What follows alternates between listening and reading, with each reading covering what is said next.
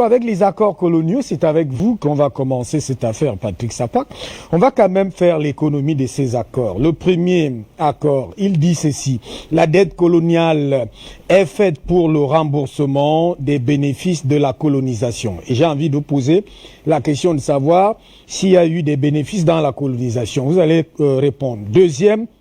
Deuxième accord, sur les 11, je vais citer quelques-uns, la confiscation automatique des réserves financières nationales. Troisième accord pratiquement, et les réserves nationales, il faut dire ici que c'est pratiquement des dépôts et aussi des lingots d'or, pratiquement qui sont pris en otage, donc qui doivent être déposés automatiquement, le droit de premier refus sur toutes ressources brutes et naturelles découvertes dans le pays, la priorité aux intérêts et aux entreprises françaises dans les marchés publics et appels d'offres publics. On va aller au cinquième accord, droit exclusif de fournir des équipements militaires et de former les officiers militaires des colonies. Si on prend le sixième, le droit pour la France de déployer des troupes, d'intervenir militairement dans le pays pour défendre ses intérêts. Et le septième, si on veut s'arrêter là, l'obligation de faire du français la langue officielle du pays et la langue pour l'éducation. Ouais. Commençons avec ces accords économiques. Alors, Hubert Etundi, il faut que ce soit bien clair pour la conscience africaine. Ces 11 accords, on peut les condenser en 5 orientations. Parce que ça a été signé par tous les pays du précaré français à la veille de ces indépendances sous contrôle. Notamment les premiers ministres disséminés dans ce déploiement-là. Le premier accord, c'est que la France devait déterminer les choix politiques, économiques, sociaux et culturels. Je veux dans condenser.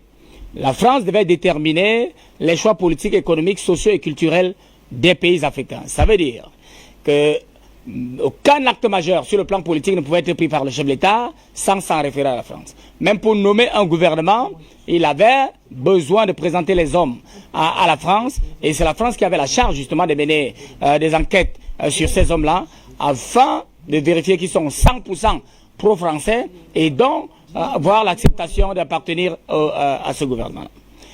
Deuxième élément de condensé, la France va battre, c'est-à-dire fabriquer une monnaie qu'elle allait gérer pour ces pays africains, le franc CFA. Nous y sommes toujours aujourd'hui avec les travers que l'on a expliqués à la conscience africaine en utilisant toute forme de figure de style pour rendre tout ça fluide à la compréhension de la masse africaine. Le troisième accord, c'était celui sur la culture. La France va orienter la détermination des programmes scolaires de tous ces pays à tous les niveaux. C'est pour ça qu'aucun système éducatif de l'espace francophone ne peut vous délivrer quelles sont les atrocités qui ont eu cours pendant la conquête des indépendances. Et on ne vous parlera jamais de Sankara, on ne vous parlera jamais de Omniobé, Félix Moumié, Samora Machel et tout ce que nous avons connu qui ont donné de leur vie pour l'honneur et la dignité africaine. Ce seront De Gaulle, Jeanne d'Arc, Leclerc et patati patata, des gens même qui pavoisent nos voix à partir des stèles, etc. Le quatrième accord, ou alors la quatrième orientation en termes de condensé, c'est que la France va disposer dans le trésor public français d'un portefeuille appelé compte des opérations de 100% des réserves de change. C'est-à-dire que sur le commerce extérieur de ces pays-là, chaque fois qu'on va vendre la banane ou alors le cacao de la Côte d'Ivoire, eh bien les recettes de cette exportation-là vont se retrouver dans le trésor public français et à 100%, tout en sachant justement que le Trésor public a pour charge de financer les engagements de l'État et que c'est dans un compte unique des opérations, c'est-à-dire que les 14 pays de cette zone-là devaient voir toutes leurs recettes d'exportation aller là-bas et chaque fois donc justement qu'ils avaient besoin d'un petit souffle sur le plan budgétaire, sur le plan financier, eh bien la France va décider de regarder dans ce compte qui est toujours excédentaire, parce qu'on devait y veiller, prendre au niveau du Tchad, le compte du Tchad, pour essayer de poser un prêt sur la Centrafrique. Ce n'est pas un prêt de la Centrafrique auprès de la France, mais plutôt un prêt de la Centrafrique auprès du Tchad. Mais c'est bâclé, c'est plutôt la France qui justement domestique cette dette-là, et c'est acté comme cela. Donc le 5e accord, effectivement, c'est les matières premières stratégiques. Le sous-sol des pays africains appartient à la France. Chaque fois que ce pays-là veut exploiter un minerai, il s'adressera prioritairement à la France. Et si la France dit ça ne m'intéresse pas, ça ne m'intéresse pas, eh bien ce pays-là peut chercher notre partenaire ou l'exploiter nous-mêmes. Tout en sachant justement qu'à cette période-là, il n'y avait pas d'expertise sur la scène africaine, notamment francophone, pour exploiter quoi que ce soit, et que ces pays-là allaient être toujours obligés de se rabattre sur la France. Alors, l'autre accord, c'est l'assistance militaire. Les accords militaires, chaque fois que le président de ce pays africain va être débordé par une rébellion interne ou subir une agression externe, eh bien, il peut faire appel à l'aide militaire de la France, et s'il n'est plus dans la capacité de le faire, soit par voie de fax, de téléphone et tout ce que vous pouvez imaginer comme moyen de communication, eh bien, l'ambassadeur de France dans ce pays-là peut le faire à la place d'autorité de ce pays-là. Alors, vous comprenez très bien que tout a été calibré, et donc le premier bénéficiaire de ces accords de reste la France, c'est le condensé des 11 accords que vous étiez en train de lister tout à l'heure, Hubert Etunji. Donc, et il faut comprendre que c'est là-dedans que l'enfermement des pays africains a été acté, en notant bien évidemment que ces accords sont nuls et de nul effet, parce que signés entre un pays qui était souverain, la France, et des pays qui ne l'étaient pas encore, qui étaient sous tutelle, et donc les premiers ministres disséminés dans le déploiement de ce fameux précaré français n'avaient pas ni la légitimité, ni la légalité pour aller engager les peuples africains dans ces accords iniques, bizarres et bidons. Donc, d'où tout ce qui appartient dans le secteur judiciaire et juridique au niveau de l'Afrique francophone devrait mettre sur la place publique ces accords qui n'ont aucun sens et aucune portée, effectivement, sur le plan juridique, afin justement de libérer le continent. Alors, nous sommes aujourd'hui, par exemple, à 75 ans sur cet accord monétaire.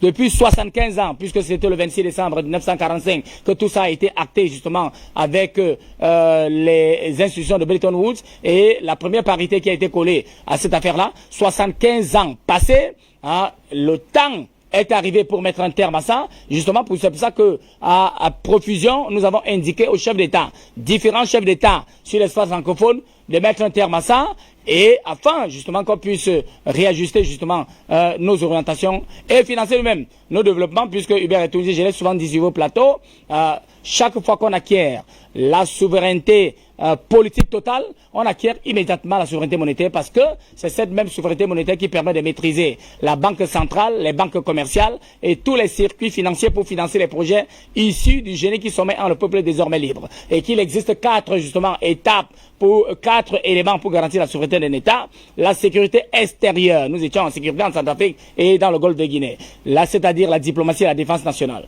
La sécurité intérieure, en deuxième ressort, la police et la loi. Et vous savez très bien que nos polices sont comme ce que Sankara disait, c'est-à-dire des gens qui n'ont pas de formation idéologique ni de formation politique, et qui sont là non pas pour protéger les populations, mais plutôt pour protéger le pion, justement, qui a été choisi par ces bandits internationaux, notamment français. Et donc, derrière la police et la loi, vous savez que la plupart des dispositifs sur le plan juridique sont calqués sur le droit positif français, parce que c'est là-bas qu'ils ont pensé tout ça. Et le troisième élément, c'est la justice, qui doit jouir de toute sa compétence et de toute son autonomie sur le plan endogène, avant de se soumettre aux juridictions supranationales et internationales pour des cas précis. Et derrière, il y a les finances publiques qui sont ramassées dans la collecte des impôts et le contrôle des marchés financiers. Ces 4-là, Hubert Etunji, il n'existe aucun pays au monde. Je répète, aucun pays au monde qui sache les contrôler s'il n'a pas la liberté de sa politique monétaire. Vous pouvez comprendre le travers qui fait qu'on est dans des balbutiements et la production des politiques économiques de bricolage dans cet espace-là, et donc on ne peut pas s'ouvrir à un développement réel. Alors, donc, question directe et claire pour aller vers Jules Meignet, et on va revenir tout à l'heure vers vous. Est-ce que avec le 26 décembre et les accords qui n'ont pas été formellement renouvelés, ces accords sont caducs?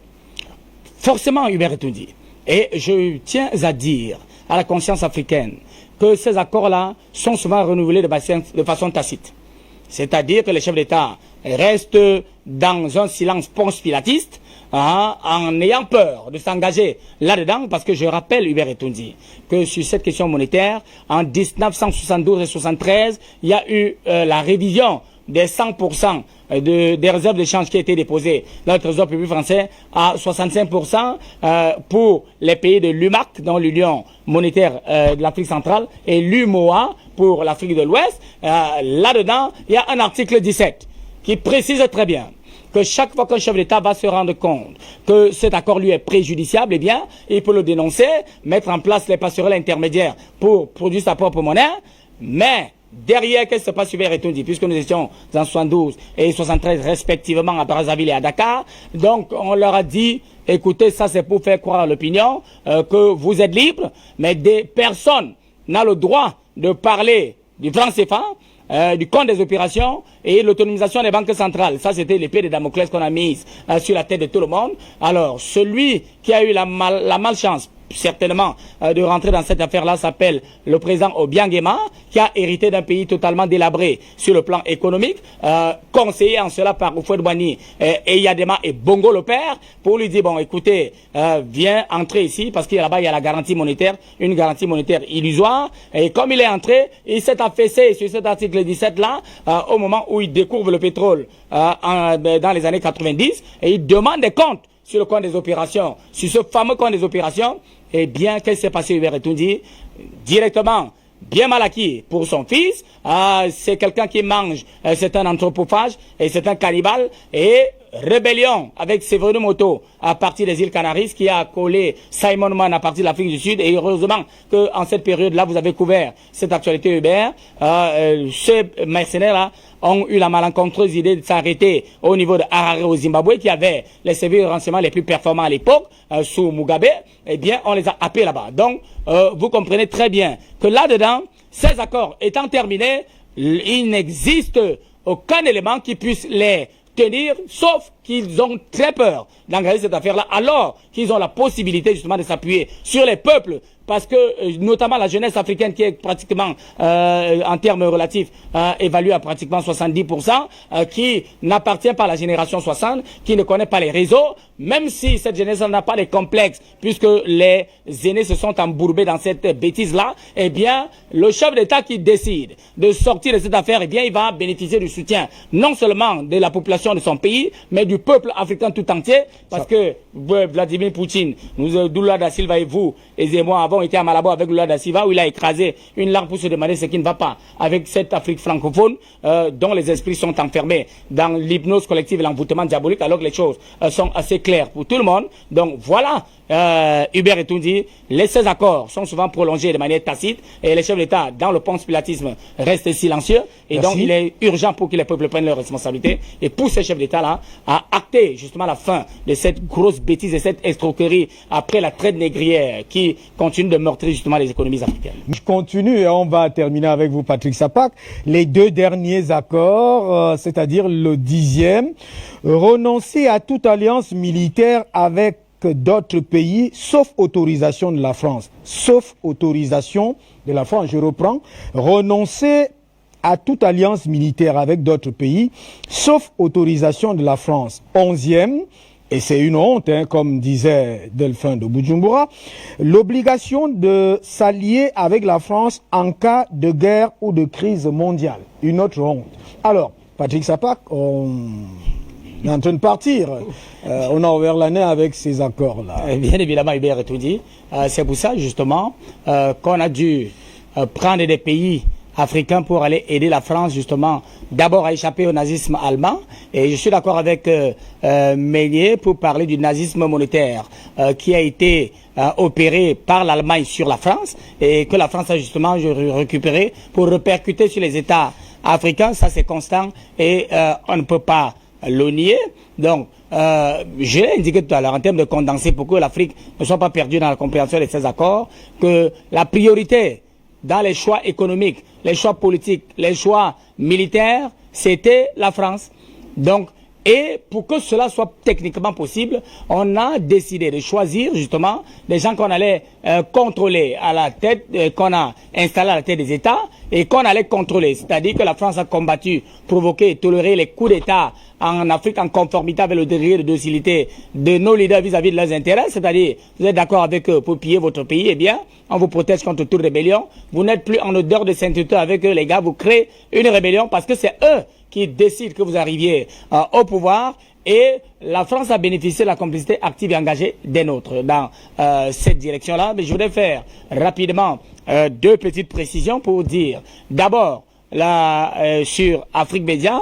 Afrique Média est un patrimoine collectif de tous les Africains, et c'est la plateforme idéale qui a été posée devant la face africaine justement pour diffuser les éléments de compréhension sur la perfidie qui accompagne les relations france-africaines et justement de banditisme occidentalo-français sur notre continent. Et donc, je n'ai pas de problème avec Afrique Média, je serai toujours là. C'est que je fais beaucoup de terrain pour rassurer Alassane. Et si l'espace s'y prête, je serai toujours sur les plateaux d'Afrique Média. Il n'y a aucun souci à ce niveau-là. La deuxième chose, c'est que la Russie a bien évidemment des intérêts. Si on a des intérêts géopolitiques et on cherche des alliés géopolitiques, c'est bien parce que dans la perspective, il y a des intérêts économiques derrière. Vous comprenez? Parce que c'est justement ce qui se passe par exemple à Damas en Syrie, où la Russie ne peut pas laisser faire là-bas, parce que c'est son marché.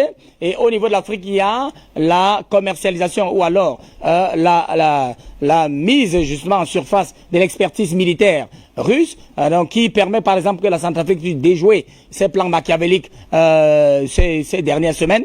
Et donc la Russie a ses intérêts, mais il s'agit de la liberté dans le choix des partenaires, la liberté dans le choix des coopérants. Donc c'est de ça qu'il est question. Il ne s'agit pas de substituer la France à se substituer avec la Russie pour remplacer Paris. Il s'agit de faire notre propre introspection, voir quel est le meilleur partenaire qui pourrait nous aider justement parce que les intérêts sont les éléments qui accompagnent justement les relations internationales. Il n'y a pas de philanthropie là derrière, donc il n'y a pas d'amis dans les relations internationales. Il y a toujours des intérêts, qu'ils soient économiques, qu'ils soient idéologiques, qu'ils soient politiques.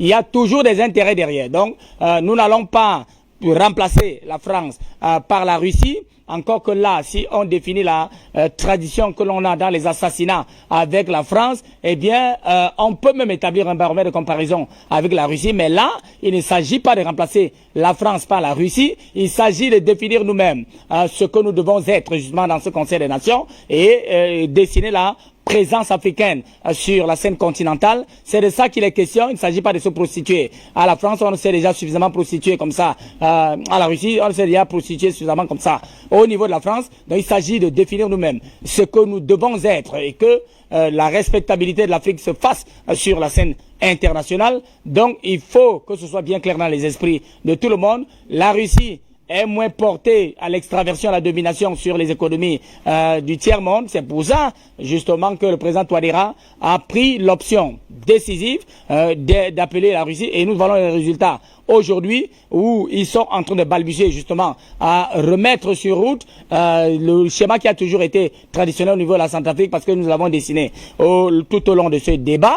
Et donc, les 16 accords doivent connaître un terme, Hubert Etundi, et je précise justement que depuis 75 ans, le seul accord qui embarque les autres, c'est l'accord monétaire. Dès qu'on a terminé avec ce franc CFA, qui est l'escroquerie la plus cauchemardesque de toute l'histoire de l'humanité par rapport à l'Afrique après la traite négrière, eh bien c'est terminé pour les autres accords. J'ai indiqué tout à l'heure là où la liberté de la politique monétaire permet à un pays de s'en sortir et être respecté sur la scène internationale, eh bien, il s'agit des accords, il s'agit des aspects sécuritaires. Donc, je l'ai indiqué, je l'ai décliné. Il s'agit des aspects juridiques, il s'agit des aspects financiers et économiques. Donc, il faut d'abord avoir le carburant de toute l'économie qui est la monnaie. Donc, une fois qu'on a la monnaie, le reste, c'est des salades de café de commerce, tout ce qui bavarde pour raconter tout et n'importe quoi. Et nous avons eu le professeur Agboou ici, très émérite, Hubert Etundi, vous et moi, sur Afrique Média avons travaillé fortement et longuement avec cet expert-là, qui vous a indiqué que nous avons juste besoin de 3 jours pour créer une monnaie, c'est-à-dire consulter le peuple, parce que le peuple doit être au centre des préoccupations, des orientations et des intentions politiques des acteurs politiques, parce que c'est rien qu'en vertu du peuple que la politique existe. Donc il faut contacter le peuple, lui demander s'il est d'accord qu'on lui trouve une nouvelle monnaie, et si le peuple est d'accord, on met sur route tous les mécanismes pour que la planche à billets puisse commencer déjà à opérer. Et le troisième jour, nous avons la monnaie, et donc il n'y a pas à s'inquiéter outre mesure. Je voudrais rassurer la conscience africaine qui a toute l'expertise nécessaire pour tenir la solvabilité, la crédibilité d'une monnaie sur l'espace africain, parce qu'on a souvent signalé aux chefs de cantons occidentaux déguisés en chefs d'État que nous avons ici sur l'espace continental africain, notamment le précaré français, qui sont inaptes à gérer une monnaie, parce qu'on leur a dit, on les a spécialisés dans les stratégies de l'esquive, c'est-à-dire qu'ils doivent être concentrés sur les choses qui ne les concernent pas et déconcentrés sur les choses qui les concernent. Donc, il faut absolument que cette monnaie-là s'arrête et qu'on mette sur route toute l'expertise justement pour mettre en place justement les passerelles intermédiaires pour la convergence sur le réajustement macroéconomique afin de financer de manière endogène nous-mêmes notre économie et notre développement, Hubert Etundi. Donc c'est comme ça qu'on doit comprendre cette affaire-là, et il est urgent qu'on sache que l'Afrique doit faire sa mue, son introspection et savoir où on veut aller. Ce n'est qu'à partir de ce moment-là qu'on saura dessiner la présence de notre continent sur la scène internationale. Merci à vous, Patrick Sapak. Une fois de plus, bonne heureuse année.